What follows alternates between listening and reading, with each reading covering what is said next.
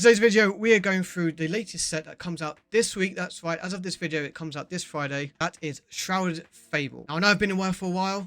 If you've been following what's going on YouTube and my channel, you know I've had some PC issues.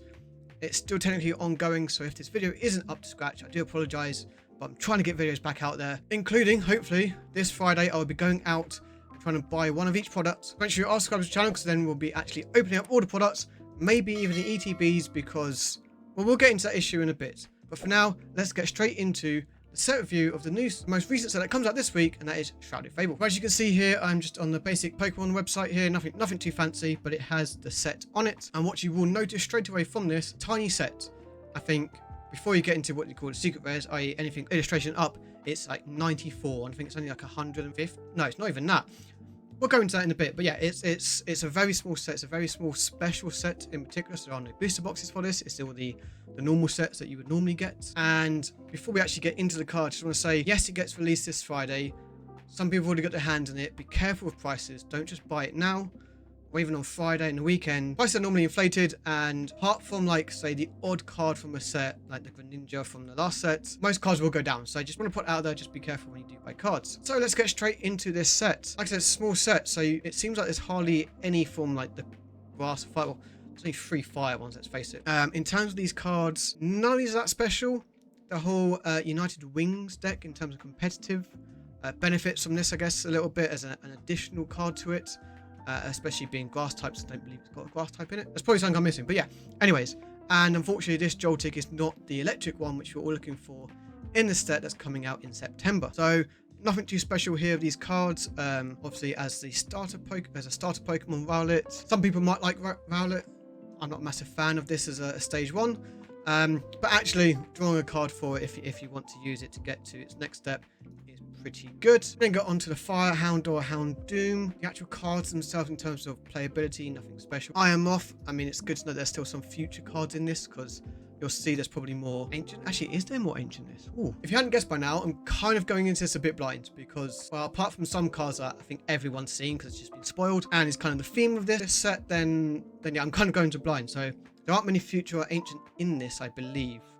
Unless the trio counts as ancient. Either way, we'll get into that. We'll get into that. Okay, so I'm off. So this is the future card. It might even be the only future card now I'm thinking about it. Again, nothing too special from this card, but I do like the artwork on this as just a normal card. So, like, in the reverse, and reverses in this are quite cool to have a Pokemon effect to them.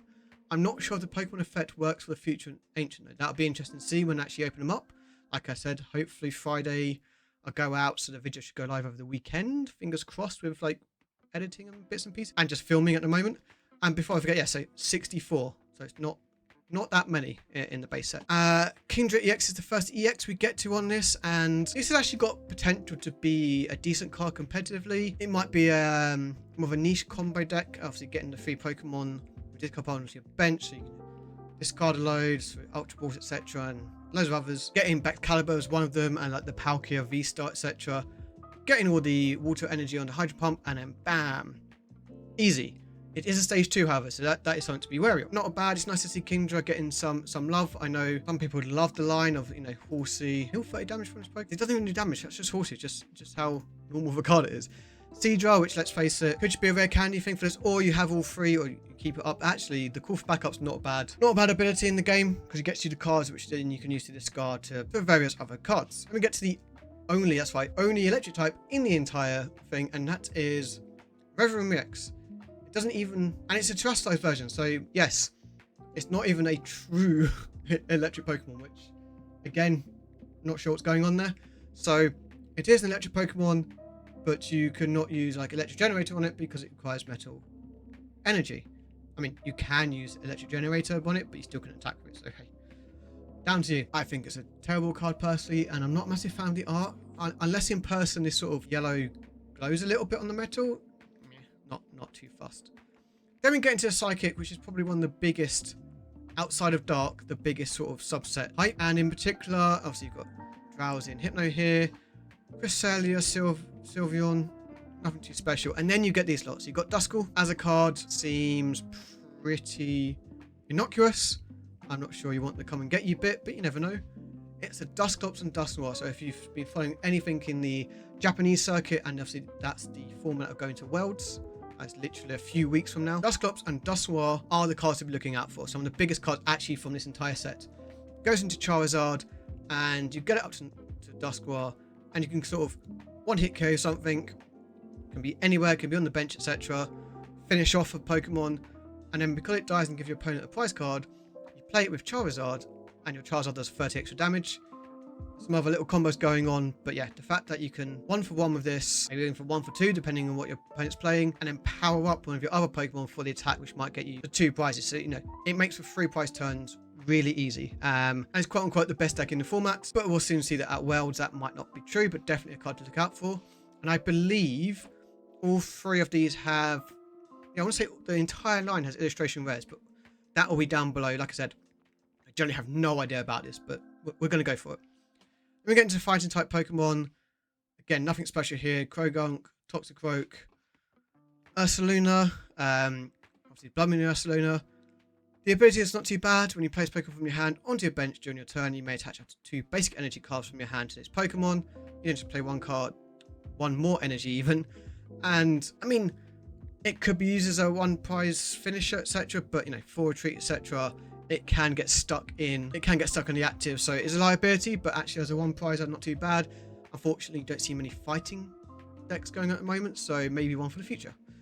And as I mentioned, I think the only ancient card, at least in Pokemon, is Slithering. So you've got Iron Moth and Slithering, both versions of it, basically. Not 100% convinced about this card. However, I guess it does have play against sort of Iron Hands. The fact that it will do 140 damage, which is doubled because of the weakness. So actually, this will 1-hit KO Iron Hands. So you know, you could argue actually it might see play if Iron Hands. I mean, I don't know what Iron Hands is doing in the current format, but in an ancient box deck, this could actually see play. So this is sort of my sleeper pick for the sets, but we'll soon find out. Then we get onto sort of the biggest set of cards in terms of the type, and that is the Dark, and it's mainly because of the main Pokemon, which we'll get into in a second, are all Dark types in terms of the game. They're actually Poison / something in the actual game, but Poison in this, for the most part, is dictated under Dark types, for those who aren't aware. Obviously, we don't have all the types as individual, like Fairy goes under Psychic quite a lot, Bug goes under Grass, and so on and so forth. So, Zubat, Golbat, Crobat, nothing too special. The Crobat might see some play, just because of Janine's Secret Art actually is definitely a playable card, so we'll get into that water card in a moment. But a lot of these cards are to do with Poison, so the extra damage on Poison on this can be relevant, and it's a 1 prizer, so you know, potential play for that. Nothing too special. Absol, there's been lots of Absols recently, and they've all just terrible. I honestly don't know if someone doesn't like Absol Pokemon, but sure. I mean, if you're going to play this, you probably do it to 3 Darkness, so it's like 70 damage. Okay, you could use this on turn 1, going second, to knock out most people's sort of basic Pokemon that are 70 HP or less. Sure, but at that point, you'd rather just have Okidoki in play, for example. Zora and Zora, I mean, the Zoroark here is actually not too bad. A little background here. The Pokemon ability itself is an interesting one. I think this could be relevant for certain decks. So when you've got the Raging Bolt deck, Regidrago decks even, actually, they normally have 3 or 4 EXs, right? So you're looking at 240, maybe 300 even. And if you have a double turbo energy on it, okay, so 320. You are knocking out quite a lot. Much as I hate on some of these cards, this could be potential. You could even put Cobalion in it, so it does, your Darkness type does 30 more damage to Darkness types, or the other way around. It'd be on the screen.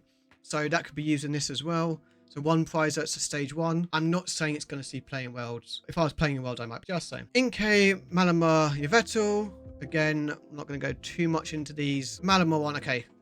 I think it's quite cool artwork here. It does pop out compared to some of the others, with the whole scene here in a room or office. Yveltal, and then we get into sort of the main 4 card of the set, sort of the namesake of Shrouded Fable.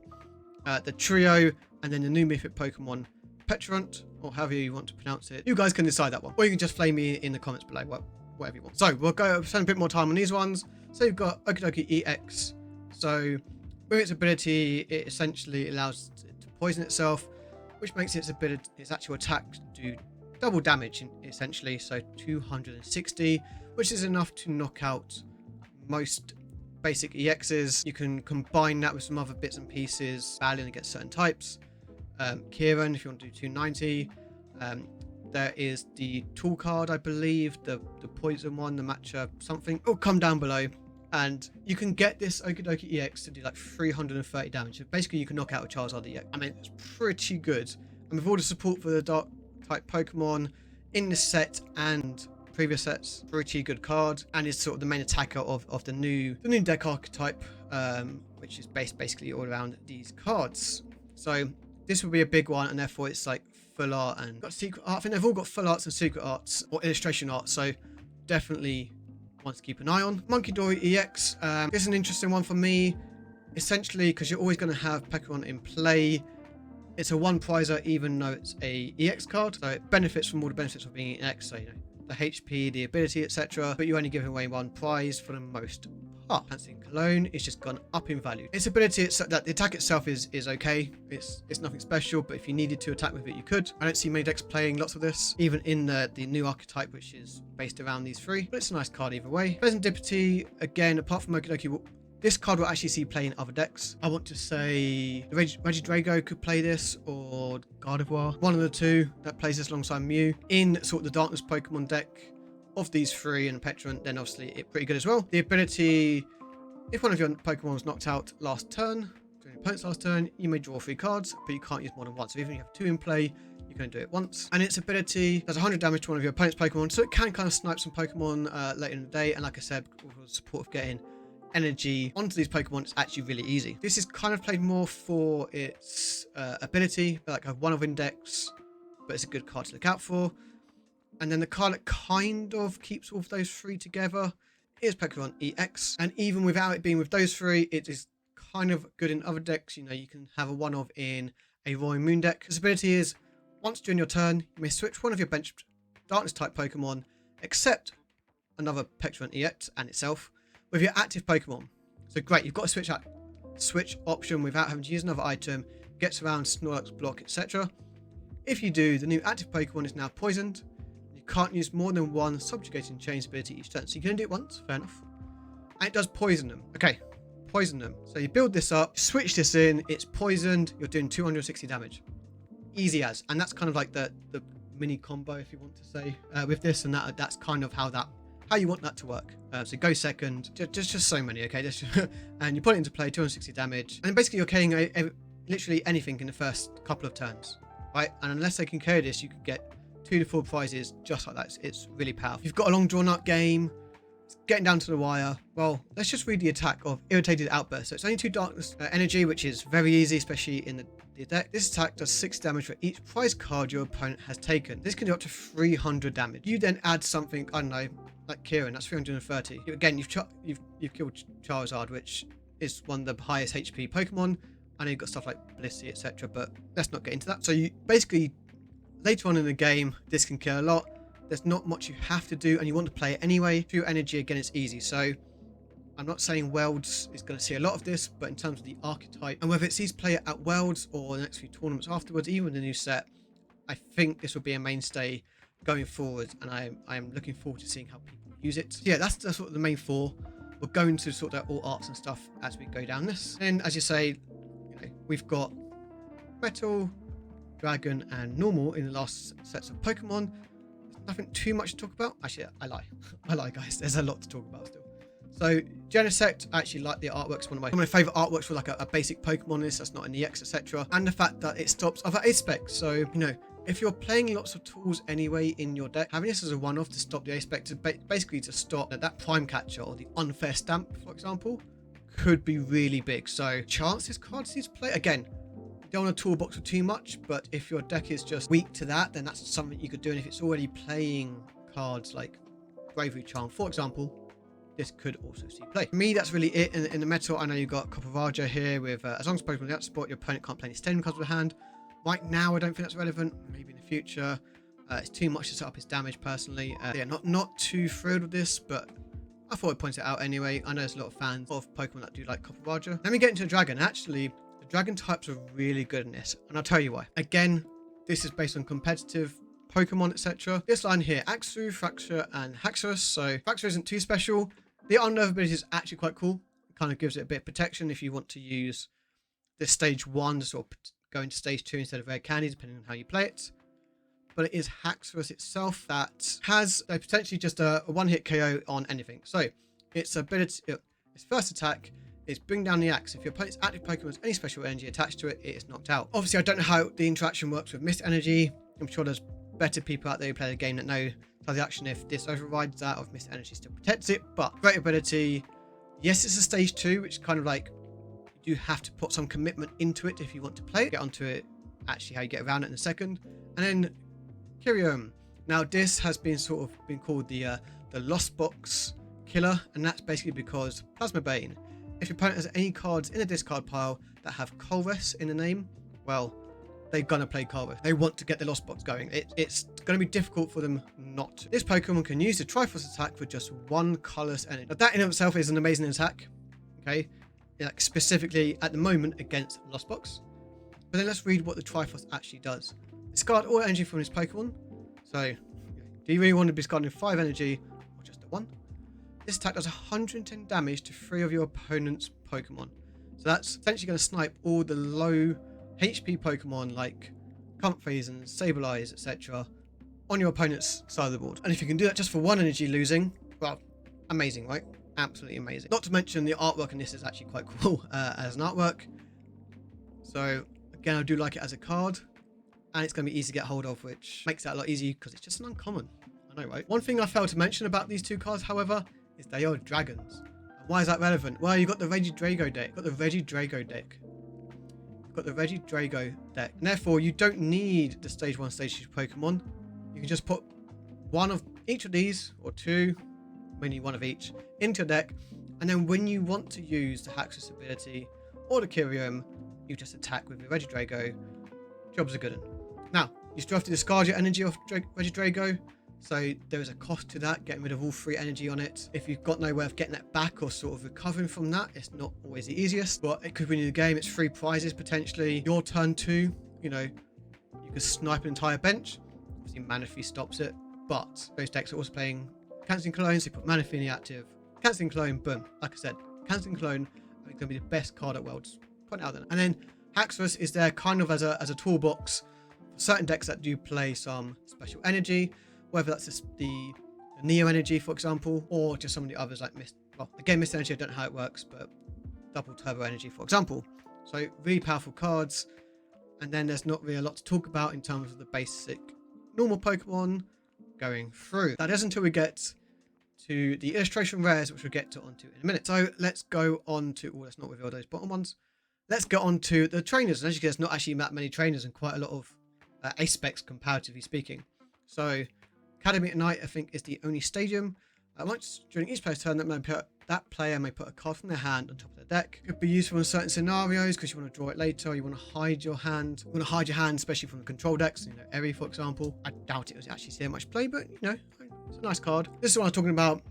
Binding Mocky. Attacks used by the poison Pokemon. This card is attached to do 40 more damage to your opponent's active Pokemon. So you put this on your Okidoki, and essentially it is doing 300 damage. Pretty cool if you ask me. Like I said, you then add a Kieran to it or something to boost it. 330. Bye bye Charizard, and so on and so forth. Really cool card. Again, you only see it in certain decks as the nicheness of it, but it's very good at what it does. Cassiopeia. We'll get on to the other versions of this, which actually make it one of the better cards of the set, but not the basic form. It might see play. I'm not sure about that. So as a card in terms of ability, not that great. You know, the fact is the EV side of it, not bad, but we'll get on to the special illustration rare further down the line. We have a Coles card, so I don't think this is what Kyurem here was necessarily referring to, but people might play it in the future when stuff starts rotating. I'm not 100% sure. Search your deck for a stadium card and an energy card, reveal them and put them into your hand, and shuffle your deck. Now, right now, maybe not. In the future, you've got that A-Spec Stadium, the tree, the fact that you can actually search for it. There aren't many search cards for stadiums. Could see this, and it might be accidentally picked up by Kyurem. Who knows? The first A-Spec on this is Dangerous Lager, so your opponent's active Pokemon is now burned and confused. Again, to me, it's a niche card, so you know, if you're playing the Cloth deck again, if that is even still a thing, you know, this kind of works in that sense. But right now, not a fan of it, but maybe this is kind of one of the big cards that come out of it. So choose up to two of your dark type Pokemon. For each Pokemon, search your deck for a basic energy card and attach it to that Pokemon, then shuffle your deck. If you attach energy to your active Pokemon, its weight is now poisoned. So if you don't have Petron, whether that's not being able to get in the field, it's in your prize cards, it's already been killed off, then this is another way of poisoning Okidoki without using its first attack, but also accelerates dark energy. So when you've got this dark patch, there's so many ways of making your Pokemon, your dark type Pokemon, actually get all the energy they need. So this is probably one of the biggest supporters coming out of the set. It's similar to was it Scarlet Vitality for the ancient Pokemon, but the poison, which most people see as a downside, is actually a very good thing with certain Pokemon like Okidoki. Next A-Spec is Neutralization Zone. So permanent damage done to Pokemon that don't have a rule box. Yeah, I'm not sure on this. It's a cool stadium. I think there has been some play of this because it kind of does protect a lot of your Pokemon. And actually, looking at the format and the Worlds format, there isn't necessarily a lot of stadium bumping in terms of other people playing stadiums, because I feel that's the easiest way of doing it, and just ways of getting rid of stadiums. So it might be you play this because it just if it sticks, it's very hard for you to lose the game. So there's potential for this. It's kind of meta dependent personally, so good on to have in your collection if you do play. But Night Stretcher, this is another key card I believe from this set that has an impact on the competitive scene, and that is Night Stretcher. So yeah, put a Pokemon of basic energy from a discard pile into your hand. The fact that you've got the Ogerpon at the moment, being able to get another grass energy into your hand just to use the ability to draw another card is amazing. But also, you don't necessarily need Super Rod if it's just certain Pokemon you want, or you can play this in combination with Super Rod. Yeah, to me this is actually a really cool card. I like it, and this will see lots of competitive play. So try and get a play set. I don't think you'll ever play 4 in the deck, but yeah, definitely grab this if you ask me. And then the last A-Spec from this set is Pokevital A. Heal 150 damage for one of your Pokemon, and that's it, because once you use it, that's it. So I'm not sure if it will see play. Personally, I don't think it will at all, but you know, when you're collecting, you want to collect all of them, so naturally grab it. But I reckon this will be a very cheap A-Spec to get in the future. Again, Power Glass is actually a Pokemon tool that a lot of people have been talking about, being able to accelerate energy. So at the end of your turn, after you attack, the Pokemon this card is attached to is in the active spot. You may attach a basic energy card from a discard pile to it. So you kind of get the energy afterwards. If you get rid of energy in an attack, this kind of starts filling it back again. So plenty of uses for it, but again, it's kind of in my eyes more of a niche tool, but definitely powerful effect in the right kind of deck. And the last trainer card before we get into all the secret rares from it is Sorosix Machinations. Your opponent discards cards from their hand until they have 3 cards in their hand. Against some decks, this actually won't work in your favor because they want to discard cards and they get to choose, obviously. Against other decks, you know, we'll say Lost Box, for example, because traditionally that's one of those decks that has always sort of built massive hand, and you know, they always say like Iono it down, but they still get to draw those cards. Force them to go down to 3 cards in their hand is actually really good. So definitely we'll see play. You'll even play it against control when they build up their hand. So you know, definitely we'll see play in what kind of decks in the Worlds format and meta. I'm not sure, but definitely one to think about going forward. That sort of completes like the set in terms of the actual cards we're getting and their abilities. My opinion on which ones I think are going to be competitive to look out for. Nice artwork on the basic bits and pieces. Everything from now on is just based purely on the artwork, and it's personal choice. And if you disagree with me, obviously just let me know, and I will tell you why you're wrong. So let's just fill the page with some. I must admit, the set might be small. Some people might find it underwhelming as a set, which I completely understand. Some people might feel like it's not even a speciality set. But look at some of these artworks. And I will be going through these individually. Tapu Bulu, nice card. Again, lots of these will probably look better in person. So when the video comes out this weekend, hopefully I pull some of these. I can't need to pull them to show them to you. Then we'll be able to actually see sort of the texture on them and how the shine of the card comes out in light. So definitely make sure you are subscribed for that. Tapu Bulu, not a bad card. I know Tapu Bulu's not everyone's favourite cards, but I like it the way it's just sort of kept in its own little space here. Meditating, even though it's a ball, I find funny. But anyways, there you go, Tapu Bulu. This one is kind of what people are saying is going to be one of the most valuable illustration rares from the set. Partly because lots of people seem to say it's hard to pull from the stuff that has been opened. But when more people open the set and therefore more packs are opened, it might be actually it just needed more people to open cards, and it's not as rare as people think. Houndoom is a Pokemon favorite of a lot of people, so I could see this being one of the chase cards from the set as a collector. Again, not from competitive or anything like that, but definitely from a collector point of view. In this, it looks very sort of black and white and bits of red, etc. for Houndoom. So I kind of want to see this in person. So I don't know how well the screen recording's caught it, but yeah, definitely want to see how it changes. We'll see. Well, it's just a cute Pokemon really, and it's just relaxing there in the bubbles. There's not much more to say about this. Just really nice bit of artwork just for collection, and I feel like all bits of coral color coming through and the texture will actually look really nice. I'm looking forward to opening this one. Then we get the Duskull, Dusclops and Dusknoir set evolution line, and these might be a bit more valuable because people might be wanting them to sort of bling out their decks. So you've got Duskull, nice innocent Pokemon here, ghost Pokemon just in the street, lit up. It's like it's being chased by like a police helicopter around it, and it's just being caught, and it's just standing there like floating, just like, yep, what are you gonna do about it?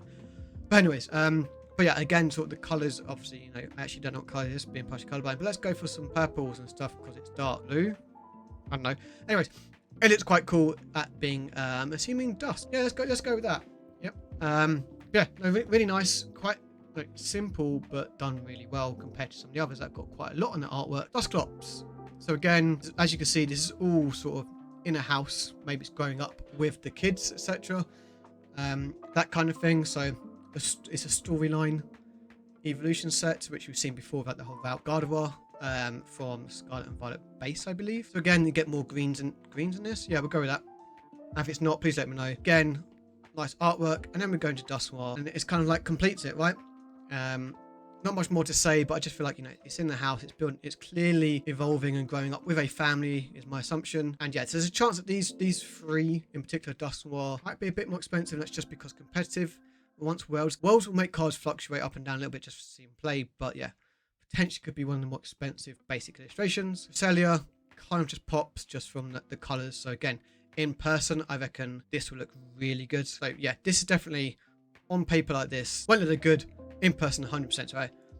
One of my chase actually from the entire set is Cresselia and Monkey Dory. Now, you might notice this is not Monkey Dory EX, but we don't have this card in the main set. No. So this card is actually from Twilight Masquerade, but this illustration rare is in Shrouded Fable. I don't know what it is. There's probably other people that do, but this sees a lot of play already. It will see more play, and I actually really like it. Just a Monkey Dory just sitting there on the tree, just really nice with the colours, etc. Watch out for this one. This will be a good one. It's not quite up there with Cresselia, and there's another card which is going to be my two chases. We get Pheasantipity, illustration rare. And again, the Monkey Dory, Pheasantipity, and Okidoki illustration rares are not the EXs, they're the cards from Twilight Masquerade. In this, so this Pokemon has Dark Energy attached to it. If it's damaged by an attack, flip a coin of heads to prevent that damage. Energy Feather. Nice looking card here.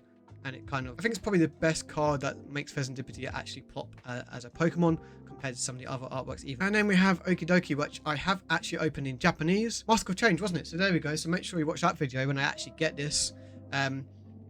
This in person is really cool just because the way the rock sort of the shine glistens off it is actually really cool.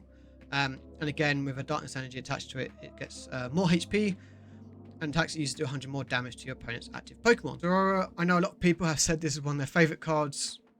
It's quite a cute card, just laying there. I'm allowed that opinion, but yeah, I think it's okay. Nothing too special. Moving on, Kufan. There's not much to say about it. It's just a really nice, cute card, right? You know, just having fun like elephants do in real life with the rainbow going over it. It's just a really nice card, collectible, but probably won't be worth anything. I don't know why. I feel like I wanted more from this card, but I think it's just me asking a lot, and because we have been spoilt by a lot of artworks recently, I just want more. But it looks a bit blurred in this, and I think that might be the style, but also it's on the screen. So I'll reserve that until I actually see the card physically. But its next card is up there with Cresselia. In fact, it might even be the chase for me, and that is Persian. Because to me, this is Giovanni's Persian. Now, it probably isn't, but the fact is, it kind of looks like Giovanni's Persian. Whenever you think of Persian, you always think of Giovanni. You can imagine Giovanni sitting in this seat with the backdrop, with, you know, a bit of whiskey, Persian by his side. Yeah, and the way I've done the reflection, this to me, this would be a lot of people's chase. So I could see this one going up in value at some point. You know, is this the Magic Carp off the set? You know, from Paldea Evolved? Maybe not. Maybe it's too much. But definitely a card a lot of people are going to want. 100%. Moving on to Beware. This is just a fun card if you ask me. You know, you've got the Beware just looking over you. It's quite a nice card. Again, in person, I think this will pop a bit more with the shine, etc.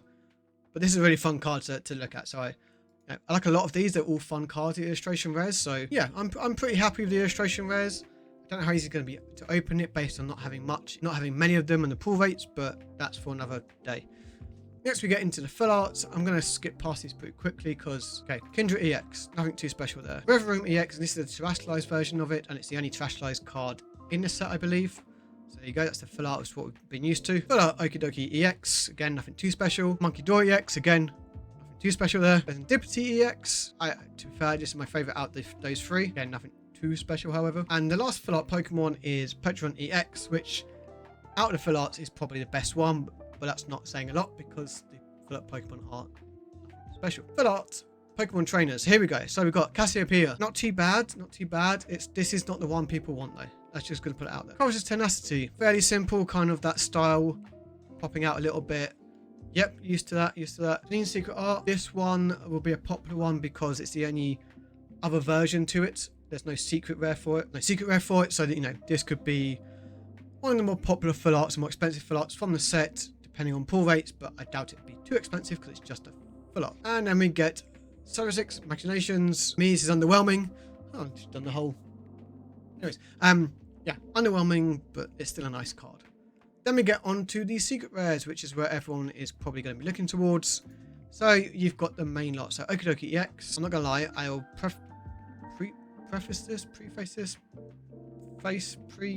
yeah, that one.